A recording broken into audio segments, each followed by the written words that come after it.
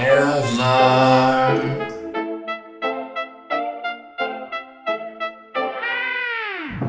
Laugh Point Podcast, check the broadcast. Jewish drill rapper, not the typecast. Couple balls in and Dubs is outclassed. Forecast, Vaughn's outclassed, won't last. Liam Anima, not anima. Anima like animal, not Nima like the toad. You say the name right or I lock and load. It's anima, as in raw, not anima, also like raw. That's not helpful, really.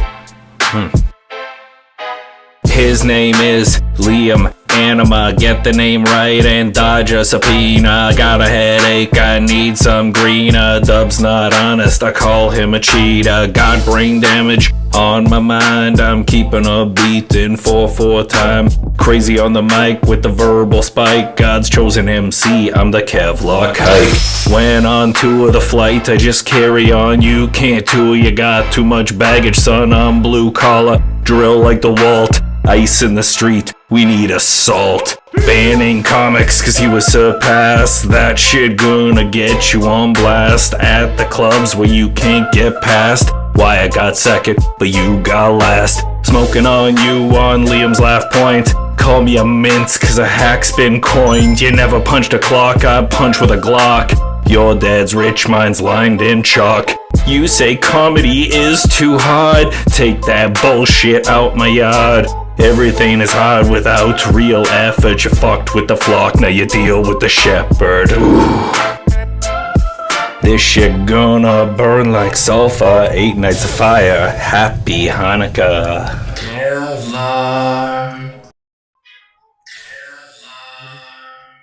Oh my goodness, everyone. This has been such a magnificent start to an episode. Welcome back to the Laugh Point I don't even know what to say. Please introduce yourselves. I'm Nick McQuick, the Kevlar Kike. I'm here with the head of security. I'm George. I'm head of security, and for legal reasons, I'm keeping my mouth shut about the rap. To keep himself protected, everybody. Yes, keep myself protected. Yes. May I grab one? Yeah, get in there. I'm promoting my album, The April Fool's Massacre. What's it called again? April Fool's Massacre. April Fool's Massacre. When does it drop? It drops on Hanukkah. Every day of Hanukkah, I will drop one track on YouTube with it'll break down the lyrics as well as lots of little pop-up information about the backstory. And then on the last day of Hanukkah, it drops on all streaming platforms. Ooh. 8 Nights of Fire. That is going to be one hell of a drop, dude. And if you don't mind me asking, what inspired you to make this album?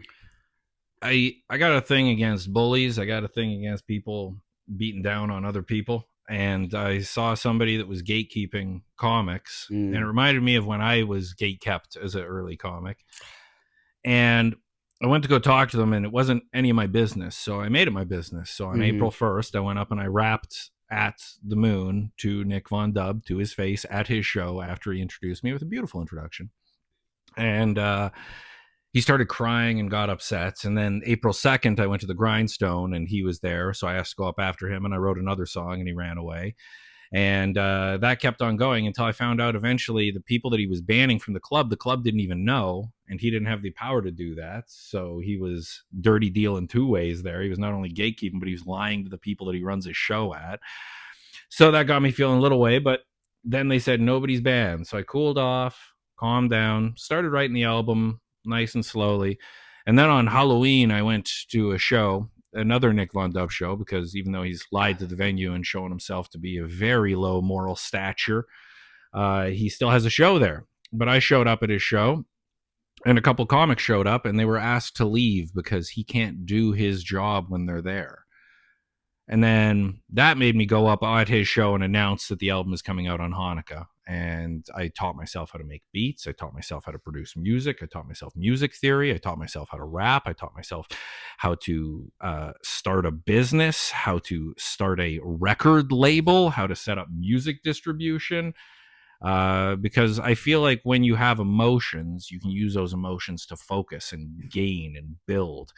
versus focusing your emotions to try and hold others down, because you never really shine brighter by making other people shine less. So you're sending two messages, both like, hey, like, don't fucking gatekeep, but also like, be like, this is what you can do. Yeah, if you with have enough passion and enough you, like build and community, you can really push yourself to do anything. Well, and the lesson is, like, I'm still not a good rapper.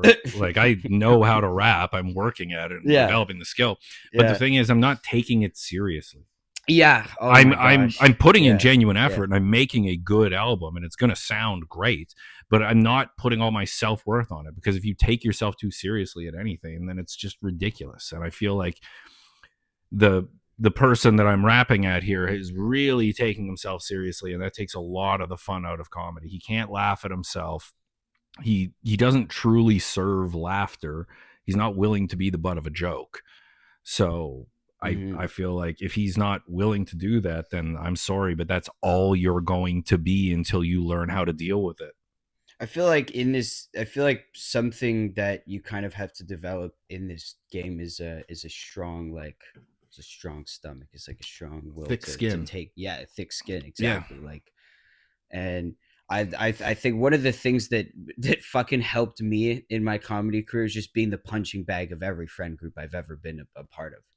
Yeah. And that like kind of weirdly accidentally taught me, like, the first step is to just keep taking these jabs and instead of taking them personally, like, lightheartedly come back with something else. I mean, you might also need better friends, but like, no, don't get me wrong.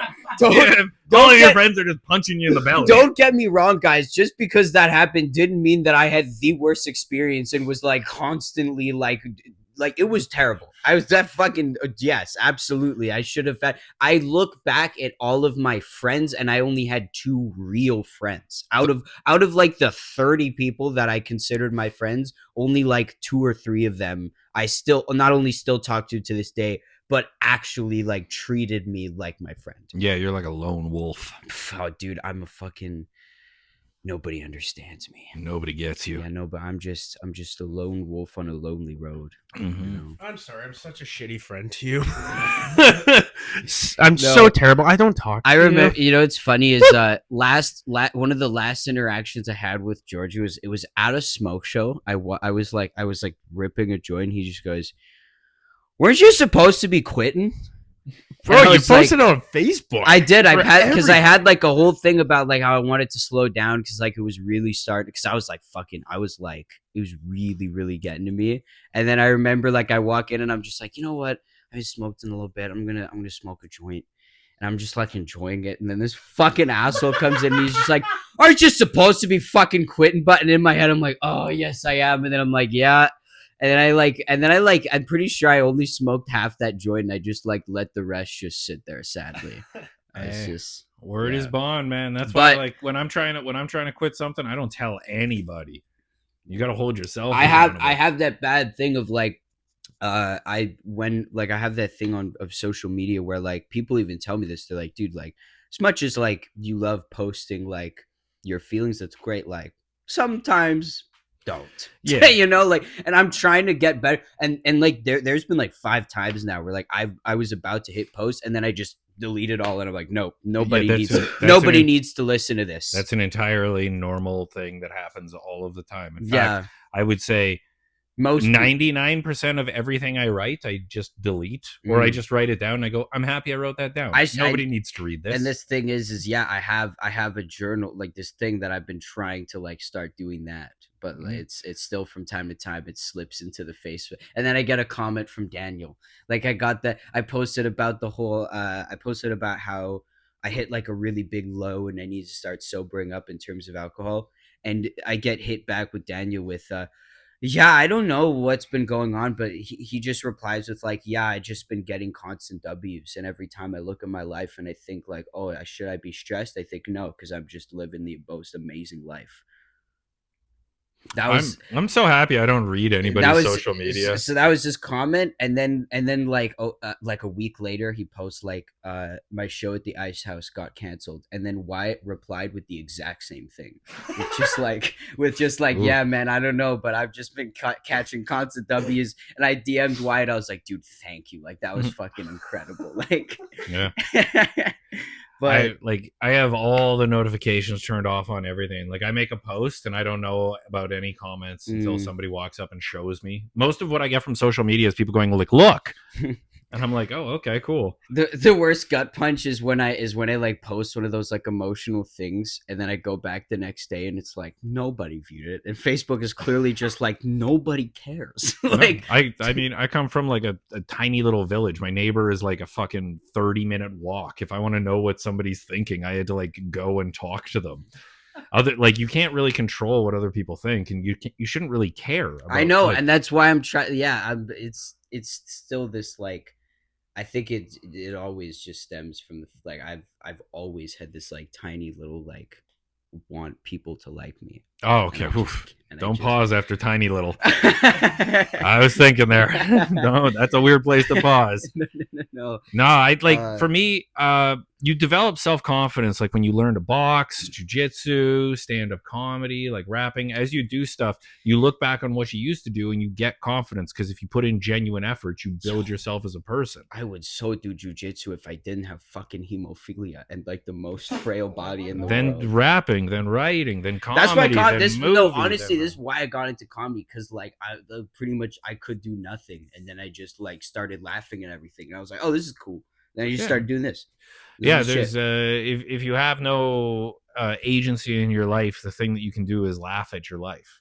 That's the best thing. And I was talking to Rick McQuick, because Rick like pointed out like something that I said about comedy, which is like the reason why I love it so much is because we're not trying to every single day we're trying to fix something, we're trying to worry about something, we're trying to this social media is trying to like get you to worry about something, but with stand up we're sitting in a room and we're just laughing about how absurd everything is, and that's what I love about it the most. For me, like I'm so little on social media. I have no fucking clue. Damn. So many people get so like I've had people come up to me that are angry and they're upset that I don't care about something.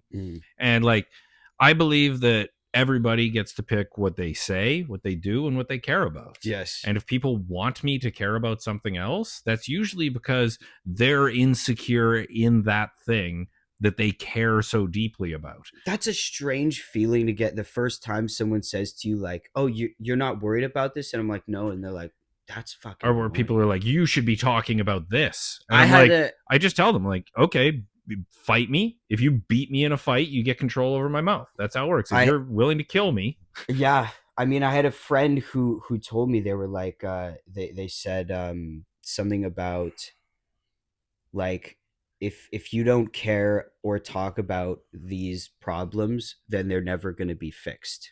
Not my job. Like and then I remember talking to them, and I was like, yeah, but the more I spend the more I spend like worrying, I'm just going to end up like, it's just my brain is just going to be this ball every day of like, oh, everything is so annoying and everything sucks, and it's just like, you can't control things. If you can't control something, don't worry about it. Yeah, because all you're going to do is just add stress.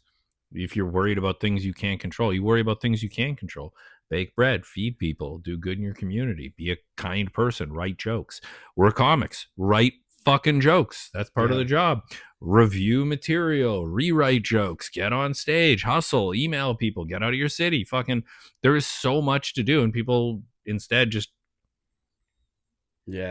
on their phone.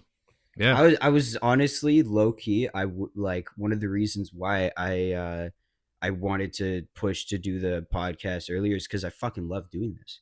I love setting this all up. I love having people on this couch just talking random shit, fucking talking comedy. Like, this is like one of my favorite parts of the day whenever I get to do a pod.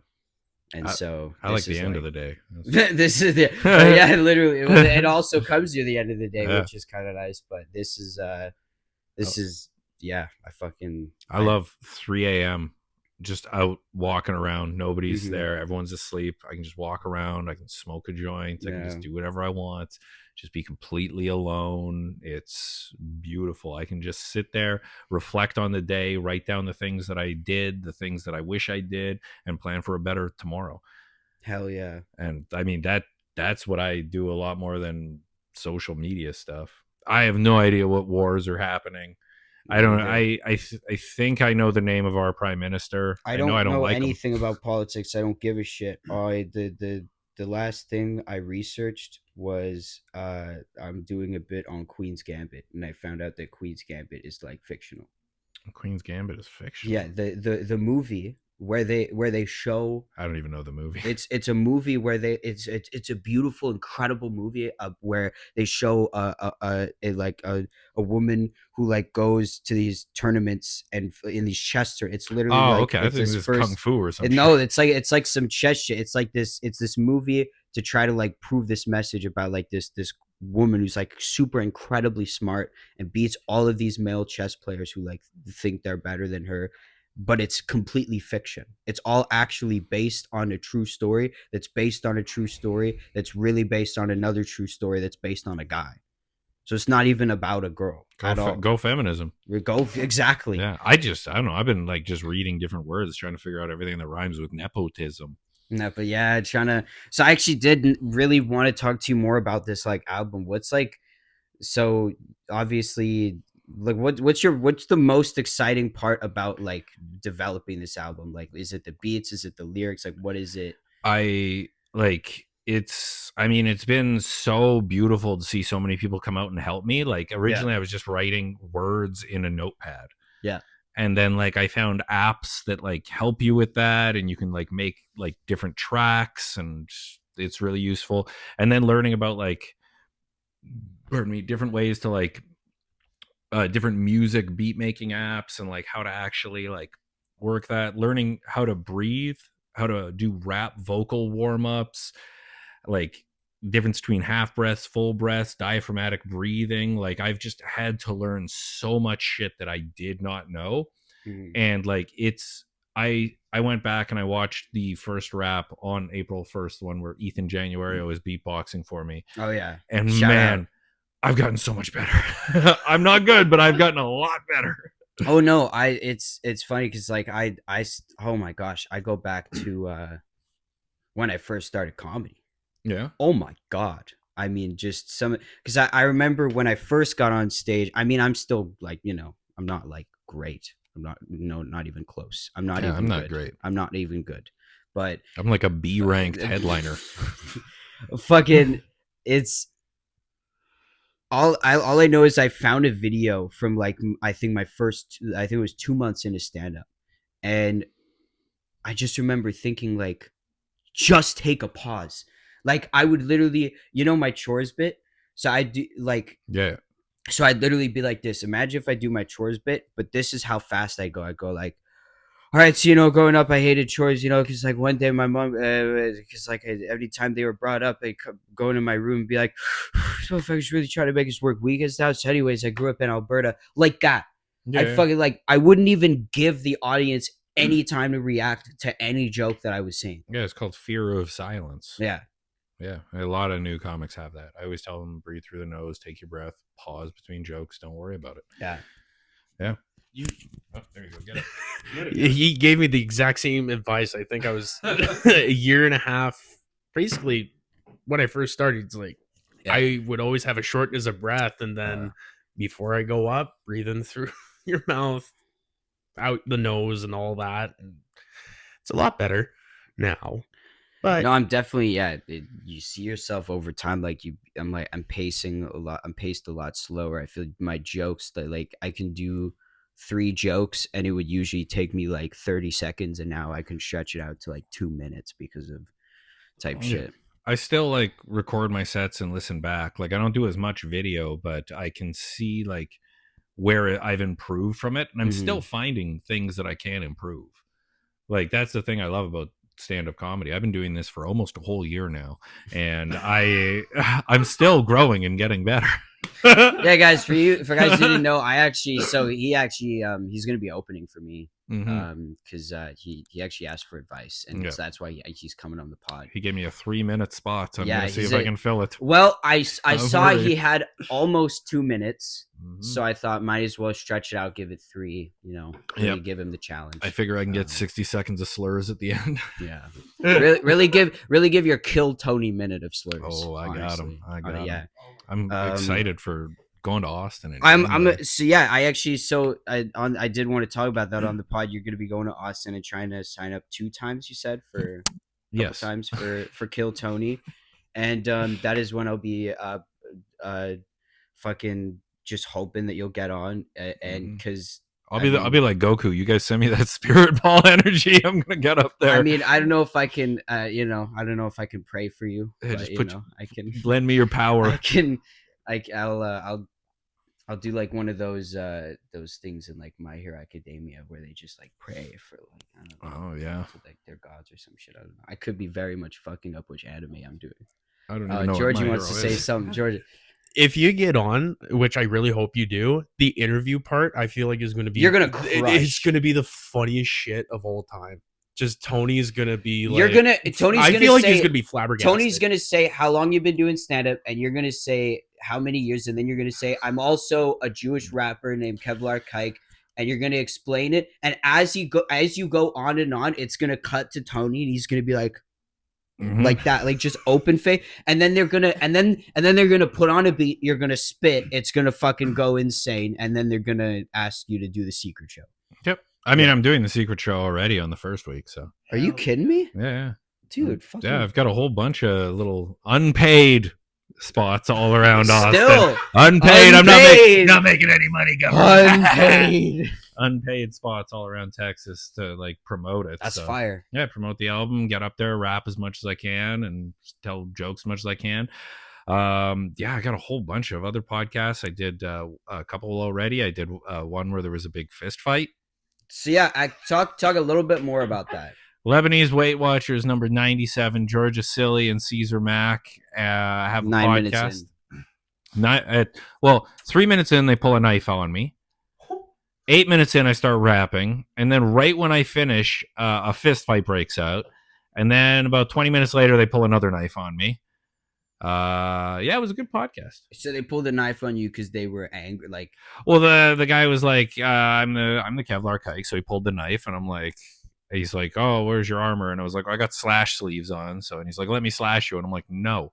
What the fuck? He's like, let me slash you, and I'm like, no, you're not stabbing me. Let me just slash you with this knife to see if it'll protect you. Well, I just moved the mic away and said, like, listen, if you slash me with a knife, I'm gonna fucking hit you with an axe. Yeah. Like, what the fuck, man? This is gonna turn into some Attack on Titan shit. Sorry, I don't fuck around. Whatever you do to me is coming right back at you, and I have armor. So okay, wait. So the 2 people that were getting in an argument, like the guy that originally was like kind of drunk, you said, and yeah, he's not a cool guy. I like the other guy, Chris Paul. Why did he like originally come up and was like angry? Is it because of the stuff you said, or is it? He's a drunk guy. He wants to be friends with people, and people don't have to be friends with each other. And the guy, he just nobody was fucking with his energy. We showed up, we're having a podcast. He walked up and we're like, yo, we're doing a podcast. Could you go away? And he's like, I don't have to do what you say. And it's like, oh, this is going to be fun. Oh, is it like in a public place where you recorded? No, it was a bar that was closed. Oh, the bar was closed. The bartender left it open for us. And all the comics were in the bottom, and we were doing a podcast up top. And some random drunk dude was just... No, it's a comedian. Oh, that's a random drunk comedian. Came up there to pick a fight. Wow. Luckily, Chris Paul was there and defended himself very nicely. That defense was fucking... Yeah, great head movement. Nice. He slipped a lot of punches, open hand the whole time, textbook defense. Like that. The other guy was between him and the doorway. There's no way he can get out. Like, textbook defense, and nobody got hurt. It was kind of... I managed to plug my album halfway through the fights. Oh, the fact that... Okay, no, the fact that, like, after... There's like a bit of silence, or while like the one guy's just wailing on the other, you literally just go, "Yeah, guys, we're filming a skit here." I'm just like, I'm just like, dude, you can like that's like you just have to be in the moment, and that shit was just I fucking love that you said that because it truly is. I'm a scrappy lad, but the thing is, I sat down and Chris, who I like, I had just been at Yucks, and they were like, "Oh, this is Chris," and I'm like, "Hey," and I shook his hand, and the other guy I didn't know, and then they start throwing hands, and I'm like, I don't know any of these people. How am I supposed to get involved in this? Like, whose side do I pick? Before we continue, I have some weird amount of technical issues on this podcast, and I don't know why. So I'm just gonna go make sure that we're still recording. I'll hand this to Georgie and go take a pee. Where's the washroom? Hold up, give me a sec. Are we still recording? Yes, we are. Okay, hold up. All right, Shalom. We're back. I'm off the dome. Okay. Georgie wanted to. I just let you hear the first track off of the album. I did everything on that except for the introduction voice. That is a very well-respected comedian named Mike Damber that does the intro on that. Mr. Mike Damber, who I hope to have on my pod one day, would just be wild and tell stories because he has all the stories in the world. But so there you go. That's the first song. That, guys, I'm just saying right now, like, holy fucking shit. There was a part where, like, I'm not even joking, like, you know those memes where, like, you know those gifs where like the people are like this, like that was me, literally that was me the second he like got to like the final verse, and it was like just like no instrumental, and it was like all bars. And like when a rapper has like no instrumental, it's like his version of saying like, hey guys, I'm gonna like shoot him now. I'm gonna like literally, I'm gonna beat him up, I'm gonna fucking stab him, I'm gonna shoot him in the mouth, I'm going to drag his body out into the ocean, and then I'm going to throw it to where a shark will eat it. Like, that's essentially what he did. Yeah, when you drop all the instruments, it really is like, hey, pay attention to the words. But also, the words I said are also crazy, though. it was awesome because it was like you actually sounded like you knew what you were doing with your craft, right? Oh yeah, I had to practice saying that a whole bunch. Yeah. That was really fast. Versus like when I go to the workshop. Oh yeah. It's just different vibes. But anyways, exactly. Ruining my chances. I got a lot of advantages in rap because I'm like a comedian and a storyteller. Yeah. And like that's what I really love doing. I mean, rap is fun and it's a great skill, and it's actually helped me in comedy in a lot of ways. Mm-hmm. But yeah, I've been a comedian for a long time. I got to go on tour with Jorje. He was our driver. He got to do a couple spots too. It was his first time on tour. So, tell us about that. What was that like being on tour for the first time? For the first time, it was just like, it felt like just a vacation where I just wanted to be with friends instead of just with family kind of thing. So I'm just letting loose, just having fun. I can say what I want in front of these guys. Trip with the boys type shit. Trip with the boys. That's pretty much what it is. Trip with the boys. I've always wanted to go on tour. I'm actually now. You know what? I do have an announcement. I will wait till after this story, but at this point, I feel like I should just announce it because I've been waiting. But anyways, what was your favorite city, Georgie? What was your favorite city? Oh, Vancouver on East Hastings, man. Why is it's that? Crazy, dude. Crazy? It's honestly, it's Edmonton homeless and Calgary homeless mixed together. It's like a different breed almost. There's a lot more fentanyl, and they're just like hunched over like this. Right. Like we both saw one just full on try to do a Naruto run across the streets, and we did a couple blocks, and we went past a homeless farmer's market where they had like PS5 controllers. So we went past it once. We were just checking it out. There was a couple dogs there, which it is sad. But anyways, we did another lap because we were trying to give away free tickets to the show that day. And there was 2 cop cars and 2 trucks, one box truck and one like F450 flatbed, with a custom box on it, and they're just throwing their shit in the garbage. It's like, they're trying to make a living. How are they supposed to get off the streets? Like, I'm serious. No, dude, that's the Vancouver, the poor. I remember the first time I was introduced to the Vancouver homeless was my school. I think it was like a scare tactic. They escorted my class into like this very small room upstairs that we had no idea about. brought in a random TV, and it was like this 40-minute long like documentary, literally just a guy with a camera in like the early 2000s of the streets of Vancouver, and they're straight up, it's like close-up shots of like guys injecting heroin into their arms and straight up like just like any kind of drug activity. So I remember literally like I didn't even know really much about Vancouver, and then they showed me this, and I was like, well, and then like the next month my stepmom was like, hey, we're going to Vancouver Island, and I was like, no, we're not. Oh, don't worry. They can't swim over there. My mom was addicted to heroin, so I grew up with it like firsthand, but jeez, that's okay. She was a responsible heroin addict. She would like fully do her job, sell all her product, then take her heroin. See, that's the problem. Like, you don't take the heroin away, just arrest the irresponsible heroin addicts. Exactly. The people that are like fully functioning crack dealers that can sell all of their crack and then do their heroin if they know dessert comes after. As long as they get good grades on their report card, I think they should be able. Exactly. Straight A's, you get some H. No, but exactly. When we went to Vancouver, we turned on to Hastings. We were driving, or Georgie was driving. We turned on to Hastings, and there was like a dead guy. It's like right there under the bridge. It's just a guy like bent over backwards. That's it. They don't have a welcome to Vancouver sign. That's their welcome to Vancouver sign. It's just a fucking dead body, and it's like this. Yeah, this is what it is. It was like the first time in I'd say over 10 years since I've been to Vancouver, because it was honestly kind of depressing, because I was like, oh my god, this is sad. This city's turned to just shit, worse than Calgary.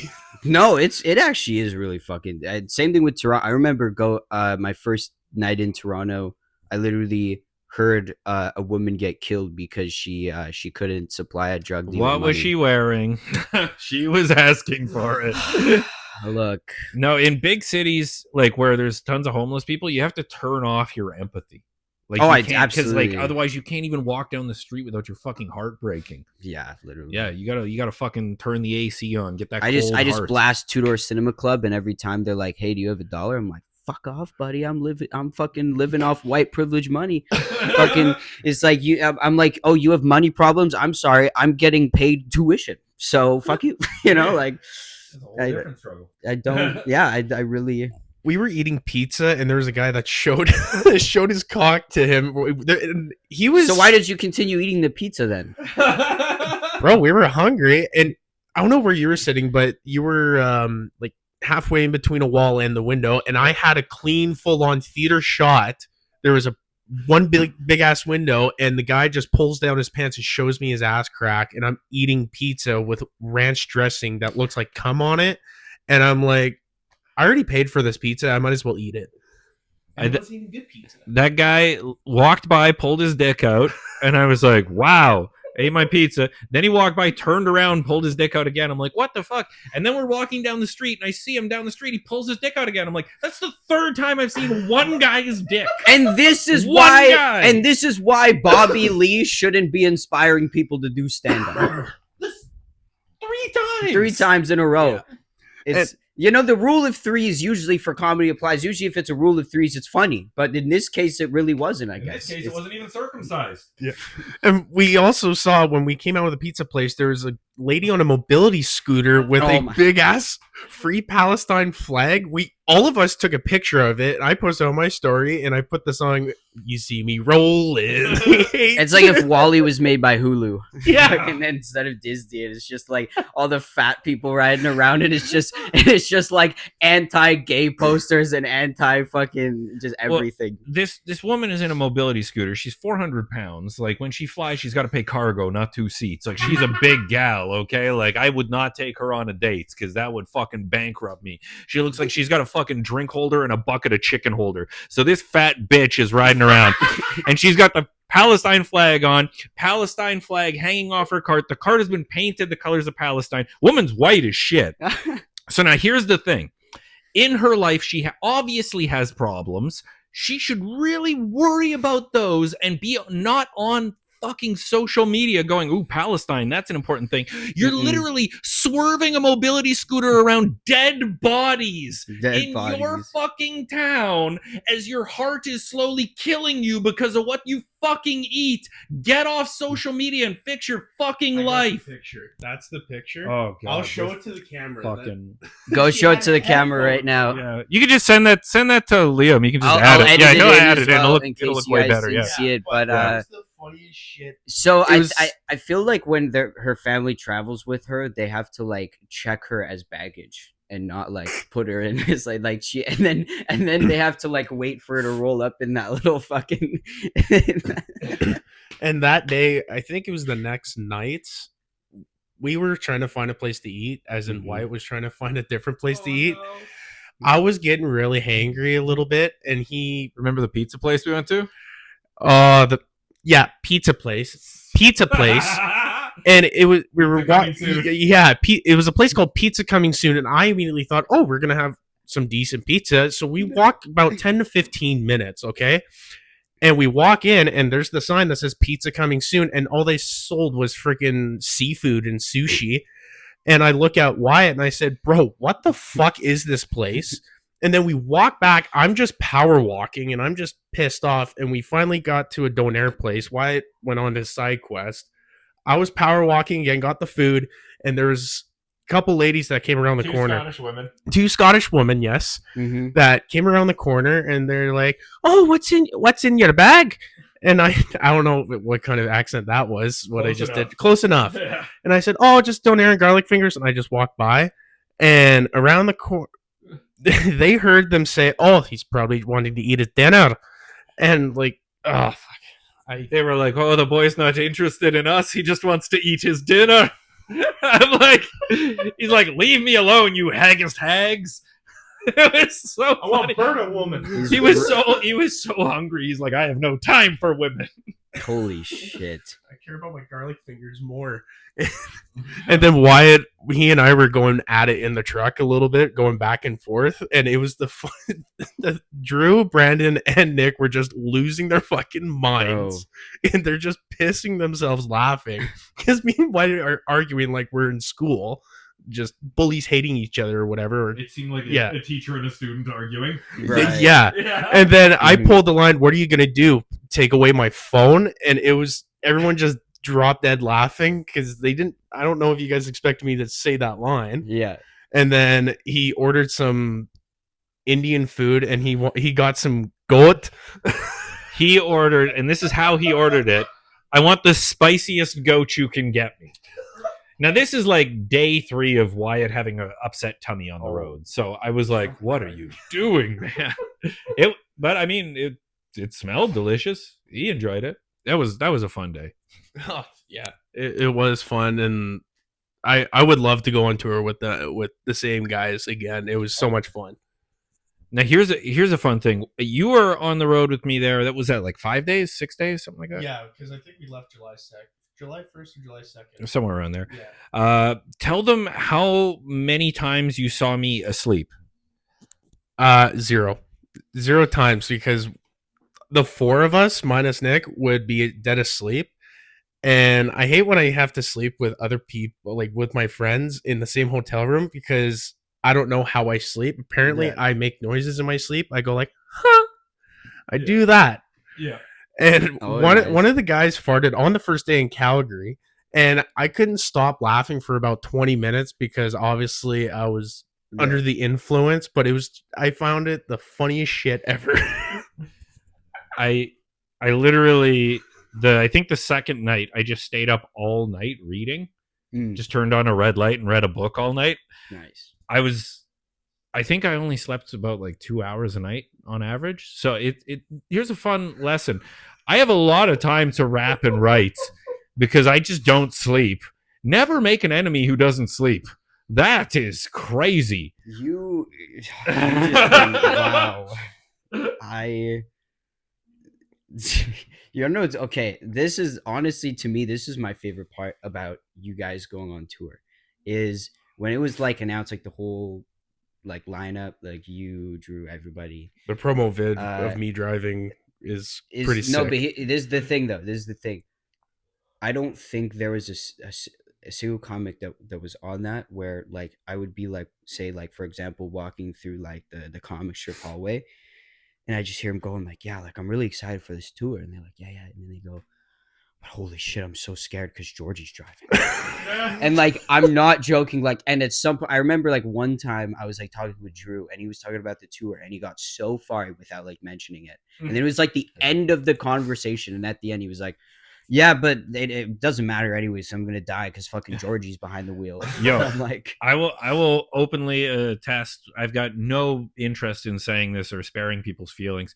Georgie is a good driver. He obeyed the traffic laws. He always planned out the routes. He would fill the car. He would clean the car. Like he took good care. He was always sober until the shows were done and we got to the hotel room at the night, and then he's a party animal. But like he was the only one of us that was sober, the only one of us that like put in genuine effort into like the getting us from A to B. He'd wake up, know all the places we're going. He was not just like a driver, he was like full on. he was like a chauffeur. He was an important member of the party. That dude, that's insane. That's a huge part. Well, and it helped with Brandon just printing out stuff on his laptop. Like he would sit in the middle, and obviously the center console's large enough he could put his laptop in. Oh, and wow. we're in the city and all that, going to Staples to print off free tickets to promote the show and get people to come. And yeah, it's just they got a lot more work done. So I'd say I was pretty decent asset. Yeah, we like, I mean, that's the weird thing. People just think like, oh, it's so much fun. No, we're like making tickets. We're talking to venue. We're like working in the car. We're doing the job the whole way there, which I don't know. Some people say comedy's hard. And I'm like, no, nothing's hard. If it's you're not willing, hard if you love it. If you're willing to put the work in, like it's hard if you resent the work. It's hard if you compare yourself to other people. It's hard if you don't genuinely like it. But a lot of show business is business. And like big shout outs to fucking Brandon Peters. That guy doesn't have fucking quit. If we're low on tickets, he's like, no, we're not fucking canceling. We're doing this. Like kid's got some gutsy. That'll carry him fucking far. Yeah. Yeah. It was honestly one of the most memorable trips I've ever taken, just with friends in general. It just, Well, as a comedian, going on tour is like one of the first things you like even think of is like, oh, I want to go on tour eventually. yeah, eventually. Yeah. For me, eventually, if someone asks me, like, hey, do you want to go on the road with me? It's like, fuck yeah, I will. I'll ask my work if I can book these days off. And every time I tell a comic that, yeah, the same reaction. The road is your dream. It's- I was in airports and airplanes for almost 18 hours 2 days ago. Fuck the road. God damn it. Yo, I love being on stage. I hate the travel. This is the reaction I get every time, but you know, to me, it's like I weirdly just look at that aspect of comedy, and even as a kid, when I heard about it, it was like I remember Mark Norman literally like explaining like just how he would be in like these decent hotels and just fucking getting like paid a good amount of money to be doing shows. And in my head, I was like, that's all I fucking want. Like I don't want to like obviously, yeah, everyone wants a Netflix special. Everyone wants the best podcast. Like, everyone They want their just for laughs. but like CBC. to me like that was like one of the biggest things, and so that's why I'm actually I guess I should just announce it now. I'm actually planning to do a tour all the way from Toronto to here, where I'm going to be working with an Ontario comedian. Cool. He has created this thing. He has a short bus that he converted into a stage. A literal short but into a stage, and it fits 20 people. And he's done a couple like kind of like really small, like where he's like gone to like kind of like a couple towns out and kind of like tested it. Really good feedback. And so what we're going to do is we're going to take the short bus all the way from Toronto to Edmonton, and then he's just obviously going to drive it back. But diesel. 15 liter. Yeah, I'm thinking gasser. It's a short But bus. if it's diesel, you can fucking get that going. But gas, like especially at low idles, man, that thing might not be the best. Either way, I'm definitely gonna have to invest a good amount in this tour for sure. But we're trying to like things are in the works. That's all I'm gonna say. But I've already talked to some comics here that to see if like when it happens they'd be down to do it.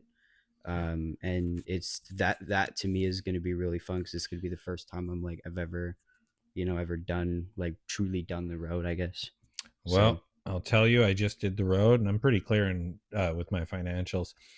The Airbnb was about 300. The flights were about the same, and I got paid about 550. So, yeah, so I lost about $50, not including Ubers, food, weed, all of that. Yeah. So, yeah, the road. Get at it. Get ready. Save up your money because you don't really make money. No, then that's the thing. I'm not it's not expecting to, but I'm more so doing it just because like I really want this experience.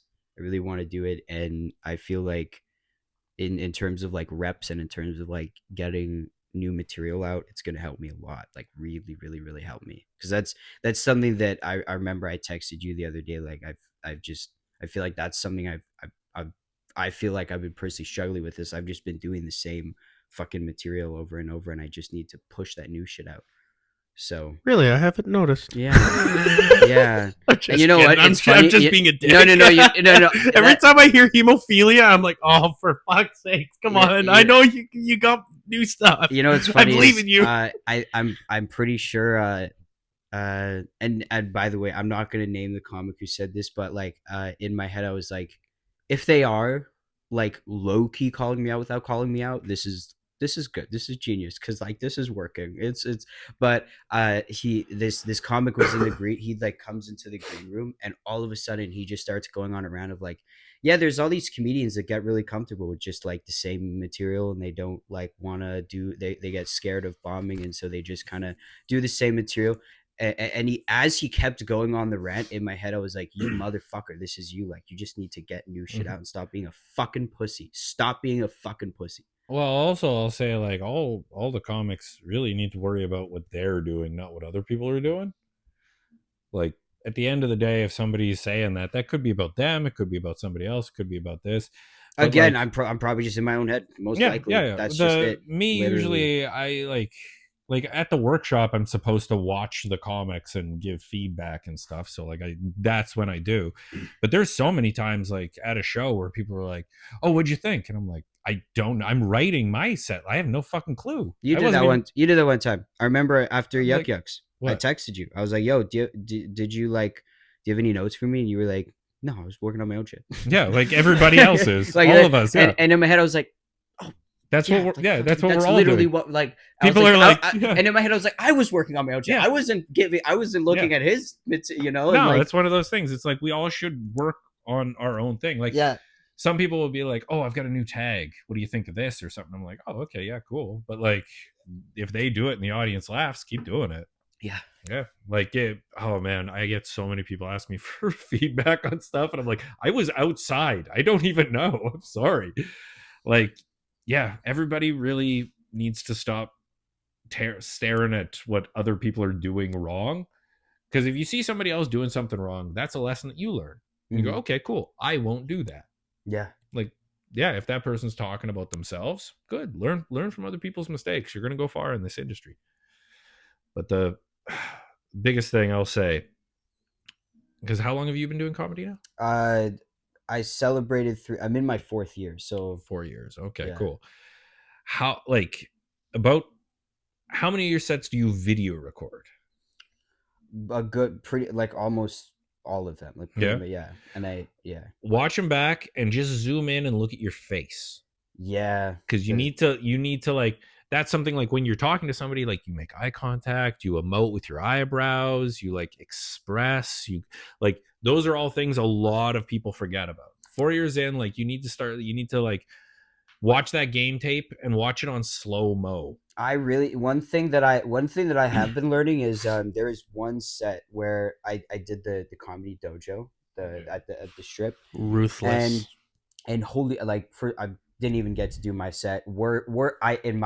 My critique for myself was I shouldn't have said like those words. I literally said out loud, "You guys aren't letting me get to my set," and then I tried to do a joke, like barely do the joke, and they just were like, it's just a ruthless, chaotic, like, we're not gonna let you. Both of you Yeah. just got jumped. It was like getting We got mobbed. oh yeah, but the thing is I just felt like I was having fun because beforehand I was talking to this one comic, and I was like, I'm really nervous because I don't really do well with these things, and he was like, well, I've seen your podcast. I was like, yeah, and he goes, you know that you know how you're just like free flow and all that shit. I'm like, yeah. He goes, just do that.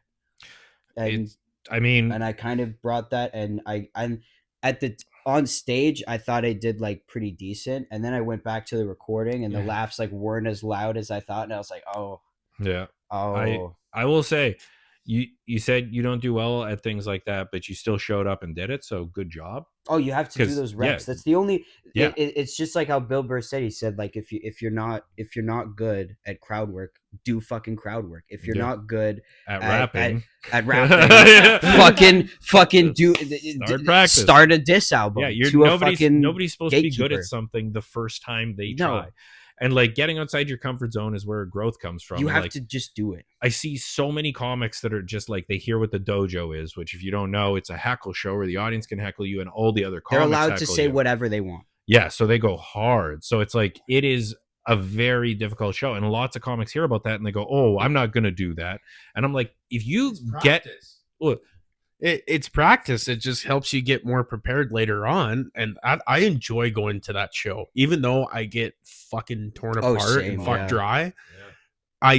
I love having fun on that show because I just get peppered afterwards. It's usually most of the time, 99% of the time after a set, it's either, hey, good set, man, or you didn't have a good set, and everyone just kind of is like, yeah, like, you survived. Survived. Exactly. Yeah. With this one, you get off stage and everyone is so in their head about like, okay, I need to do this. I need to be prepared in case of this and this and this, that like when you get off stage, you're just like, fuck, man. And I remember I got off stage, I was like, fucking White was just like, yeah, they're ruthless. Mm-hmm. And it's never like oh, good job. It's never anything like that. It's just, oh, fucking, they're going to tear you apart. Good luck. Yeah. Like, the thing is, if you can learn to do well in those situations, you can do well in almost any situation, because you have an audience that's actively hostile to you. And if you can get up there and shut them up immediately and prove that you're funny, and then go, like, I got heckled. I got called the N-word as soon as I got on stage. And like, I just made a joke about my credit score, showed them the yarmulke, and then I started rapping over a banjo, and they were like, what is happening? The most unblack shit. Yeah, and then I just started pumping off jokes quick. But like, it's one of those things where it's like, you have to know like what to do in that situation. And that's like, it's training. If you look at it like us going to the workshop is us throwing punches at a heavy bag. That's sparring. They're fighting back. You got to learn how to take the punches. You got to learn how to roll. You got to learn how to prove that to them, hey, I'm worth listening to. Shut up for a minute. You got to learn that funny, quick hook. The other really hard part about this is that when a host sets a rule that you can't heckle, when someone heckles, it's almost like the crowd goes into like they stiffen up, and it's like a 1v1 of like, it's you now and them. And either they can really take out your energy and now the audience doesn't think you're good, or you shut them up and now the audience hates that guy. Yeah. And that's pretty much like how, you know what I mean? So like, there's two examples I actually have. There was one person, it was at the comic strip on a Tuesday. Cindy Rivers was hosting, and there was a party of like 5 that were at a table, and there was this one guy that just wouldn't shut up, and he was on his phone. None of the comedians or the host was saying anything. So luckily I was on, and I just tore them apart, and he walked out without paying his tab. Head of security, everybody. Yeah, head of security. And the second one was, there was another drunk guy, and he just would not shut up, and he interrupted Uncle Hack, and he kind of he lost his like groove on there, but he still was pretty funny on stage. And I was up later on, and I asked him what he does for work, and he does construction, and he said, no, I'll just be a colonoscopist or whatever the fuck that is. Just a camera up the ass kind of thing, colonoscopy. And I said, oh, what kind of vehicles do you drive in construction? And he said, oh, a lot of Fords. And I was like, oh, you sound pretty gay.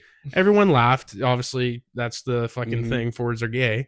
And I said, everyone knows the acronym, fix or repair daily, found on road dead. And then I said, for you, it's fags out riding dick. and everyone was like, "Oh!" And he shut up for the rest of the show.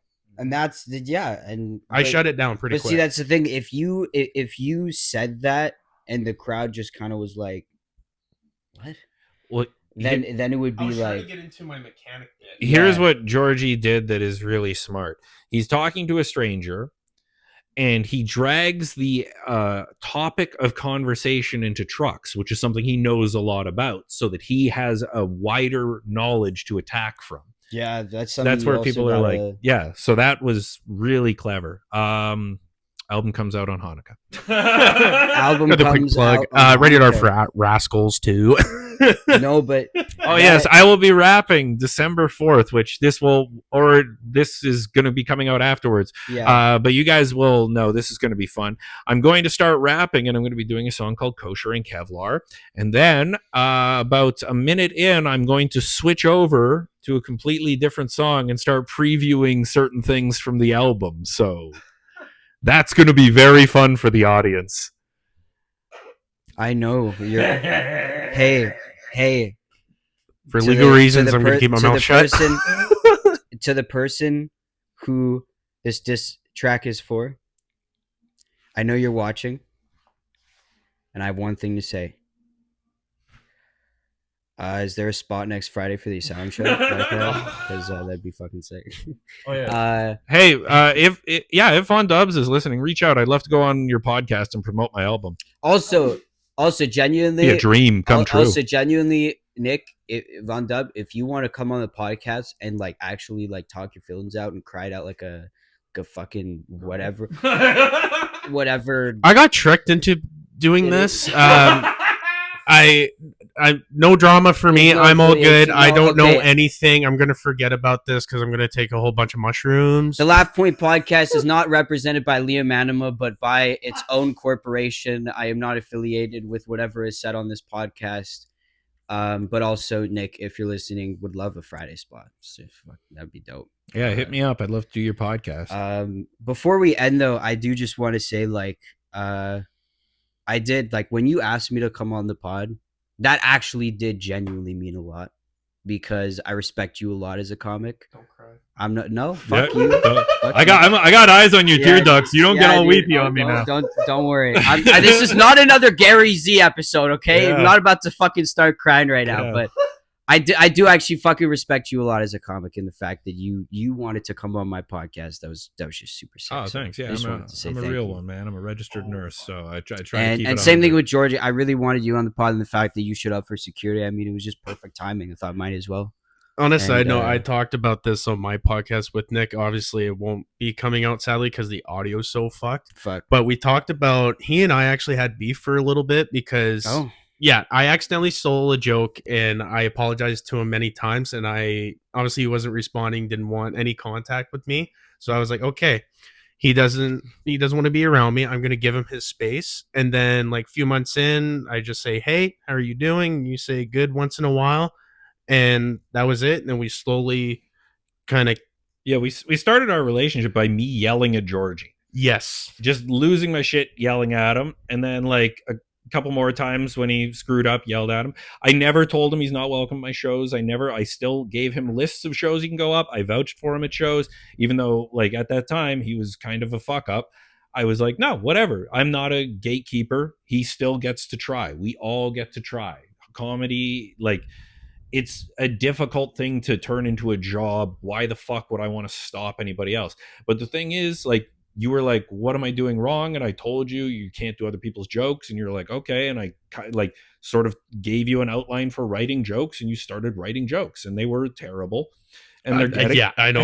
And, I like, look back. they have gotten better. And like, once I saw you're putting in a genuine effort and you're not being a shithead anymore, I was Yeah. like, okay. Because Good. I just don't want any drama because I respect this Jew a lot. My Yeah. only Jewish friend. We all do. And like it was honestly, it was nice that he and I started talking again, and now you and I are talking a fuck ton more than we used to. And like, and then going on tour with him, it was amazing. It was just Yeah, like I don't know. People piss me off. I get angry. It's an emotion. It's a normal thing. Anger is an emotional reaction to injustice or block goals in the world, and it can be an emotion that can usually like further growth if utilized right. So like just being emotionally intelligent enough to understand myself. I'm not going to like hit him or anything, but like I was upset, so I expressed why and told him what he had to do to improve, and he did. And even if he didn't, even if he just kept stealing jokes and was a shithead, fuck, whatever. I don't give a shit. He's still welcome on shows. He's still welcome to try. He'll figure it out eventually. Yeah. Yeah. And honestly, I felt like when I figured it out is when you had your show Nick Does Jokes. Nick Needs Jokes. And I asked, hey, how can I get on? And that's when you said, oh, I only like book the people I like. And that was the reality check. I was like, okay, what the fuck? I was kind of a little bit upset, but then after a little bit throughout the day, I was like, okay, let me just do something. And now my materials, I feel like, is now more related to me. And I'm trying to do like a couple news sources and all that, trying to do news jokes a little bit, trying to inform the people and make it funny kind of thing. And then now I have more stories about myself. Yeah. Because Nick Needs Jokes. He's like, how do I get on that? And I'm like, this is my show. I book it how I want. Like, I run the open mic on Tuesday. Anybody's welcome on that, and that's fair for everybody. But this is my show, and I want it to be my show. I got cameras. I'm filming it. I'm setting it up, and I'm like, I'm only going to book people that I want to be on my show. Thank you for the spot tonight, by the way. Yeah. Hey, no problem. Yeah, but but I don't know. I see when it's an open mic, when there's a draw, when like. No, everybody's fucking welcome. Yeah. Even if I don't like them, even if I got beef with them, even if I throw hands with them, I don't give a shit. You're welcome. Try and make people laugh. I respect you so much because you, out of all the comics, you've been just the most brutally honest with me when I've come to you and been like, I need advice. Like I remember the first time I came to you for advice, I was like, man, I don't know what's going on. I feel like I'm not, doing well. I feel like my comedy's slowing down. Like I'm in like a slow state. And I had like this whole paragraph, and this guy just writes back. He's like, "You're not going to shows. Get to shows. Get on stage. Simple as that." He goes. Oh, wait. I don't have fucking anything else to say to you other than just get on stage. And I was like, especially on tour, this guy was like a third dad to me. Yeah, I have two dads. There you go. Well, no, it's like when people are like, "Oh, I'm not getting better at comedy," and I'm like, "Well, I'm out 5 to 7 nights a week doing this." Like that helps. Obviously. I always and then I remember I thought to myself, I was like, fuck, like back when I was in Toronto, I was doing 3 sets a night 7 days a week for the first 4 to 6 months. Damn. When I left Toronto, I had it was like 700 to 800 shows. Oh, I'll get there one day. And I because I was just like literally like, comedy was like my heroin. I was like literally everything. I woke up and everything I thought of was comedy. All I did was comedy. All I wrote was comedy. All I talked about was comedy. And then at nighttime it was just 3 sets. And then I would go home, sleep, repeat. And I was just like, and in my head I just went like, I need that again. I need to get back in that mindset of I just need to remember why I love doing sets so much, all the little things that I love about him, going to shows and fucking talking with everybody and try maybe like even like trying to get a spot and then getting the spot and then like all of every single like tiny small minute detail that goes into like just going to a show and then heading home. I just needed to start loving again, and I've slowly been doing that. I wake up and I'm excited. I'm like, what show can I do tonight? What show? Even if it's a draw, what show? What I want to go. The worst part for me is it's just impossible to get to shows because A, busing in the wintertime is fucking terrible, and B, I have epilepsy, so I can't even fucking drive. So even if I wanted to like go and like I couldn't even do that. I just hear excuses. But that's the thing. And then just kidding. That's no. But then I just like tell myself like fuck, like I just gotta like push myself to just bus and just do it. And like for me, I live in the middle of bumfuck nowhere outside of Edmonton, but I try my absolute best to get out to shows. But Tuesdays is my day to like try going to obviously go to the comic strip, maybe try Black Bar or now the Cabin and then Workshop. The Cabin. Yeah. Shout out Convenient Gonzalez.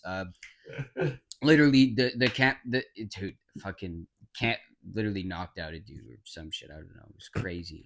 What about the fight at the Grindstone? Man, there's so many fights. So much shit happening now. I've been in like 3 different comedy fights in the last week. This is like. I want to hear the grindstone. I want to. Okay, well, how about this? We'll finish off with these fight stories. I gotta go. I'm busting to take a piss. So you tell the story. All right. Yeah, you tell the story. He'll be right back, and we'll hear his side. Am I telling the story? I wasn't there. For the grindstone fight? There was what was the other one? Someone attacked Ryan Short or something. Oh no, that was at campfire. Oh, okay. Explain what happened because I've never been there yet. Okay, so all I know from what happened from what Kevin told me is there was a drunk audience member, and they were trying to deal with them, and they just kept like getting more annoying and more annoying, and then at some point like Kevin just had enough, and then like the guy stood up and I guess like started like charging towards like this is loosely from what I remember, and then like I guess a bunch of people tackled the guy, and then Kevin like was just like for the dude that was like heckling. Apparently he just like fucking got him in a headlock and was fucking like just absolutely fucking this guy up because Kevin's like he's a fighter, he's a boxer. Oh, I love that guy. He knows like what to do in those situations specifically, and I wasn't there. Unfortunately, because that was literally the one time where I went and I didn't know that the open mic was going to be going, that was going to be starting after the Oilers game until I got there. Yeah. And my ride was like, all right, well, I can't stay for that long. Like I have to, we should just eat and then go. So I ate and then left. And then the next day I fucking checked Facebook. Yeah. And I saw the same post. It's Adrian Creel. Like, you have like a beautiful community when a member tries to get attacked and the whole community just goes and like tackles 1v fucking 15 guy comedians. Holy shit, dude! I can't imagine. That was when I saw that post. I was like, "Fuck! I wish I was there." It wasn't at the grindstone. It was at campfire. Yeah, that's what I meant. I thought there was a fight at the grindstone. Yeah, but Kevin like fucked up something. Moed was on stage. Me and Stephen Darnell had done the strip. We signed up at the campfire, went to the workshop, and then we were coming back to the campfire. We were walking in. And this guy was getting kicked out with his wife, and his wife kept saying the N-word, and he said that he's going to kick Kevin's ass. So I was like, I'm going to hang out outside. So I went outside and started smoking a joint. Ryan was out there, Haley, and Caitlin Hart. Steven hung out too because he was really worried I was going to get in a fight. And then Kevin went inside. Mo was still on stage. Ryan had caught wind about what this guy was saying and got in that guy's face. That guy was way bigger than Ryan. So he pushed Ryan, and Ryan flew into Haley. And then him and Ryan are going at it. And I'm standing nearby. And then all of a sudden, Kevin was at the door. He started talking to Kevin. Kevin started circling wide. So he kicked Ryan into Haley. And then that's where Ryan thinks he was in the fights. And then and then Kevin circled around. They started throwing hands. They smashed into each other. Kevin did not throw first. He defended himself. I will say it here on camera. Good shit. The guy was drunk. Kevin wasn't. Kevin threw a couple. The guy got split in the head. Me and Mo had just walked out because he got off stage. But Mo's from Winnipeg. He knows what's what. So these two guys go to the ground. They're in the middle of the street. So we pick them up and we're breaking them apart. And then I think Steven was there too. He was involved somehow because the guy ripped his shirt. We stood him up and then I back up because like now they're ready to fight again. And then Daniel started crying and screaming about how Kevin, like none of us care about Kevin. What? And because of it, like I don't know. But Daniel like was very emotional and like that guy like caught his breath and was like, I don't want to do this anymore. But his wife kept trying to talk him into the fight and they kept pacing back and forth. And like the thing is, I don't know this guy. He's done nothing to me. Kevin's allowed to fight whoever the fuck he wants. Sounds like a movie scene. I'm not allowed to fucking put hands on him or anything because I don't know. But yeah, I really wanted to be more involved. Anyway, we've got to go to the comic strip right now. Yeah, we really got to end this episode. Guys, favorite, subscribe. This is the Laugh Point Podcast. I'm your host, Jorje Kallio. Make sure that you guys donate to my Patreon. And as always, the Kevlar Kike's April Fool Massacre drops this Hanukkah. Make sure to check it out. Boom. Laugh Point Podcast. Thanks for watching. And come see Rated R for Rascals. Woo!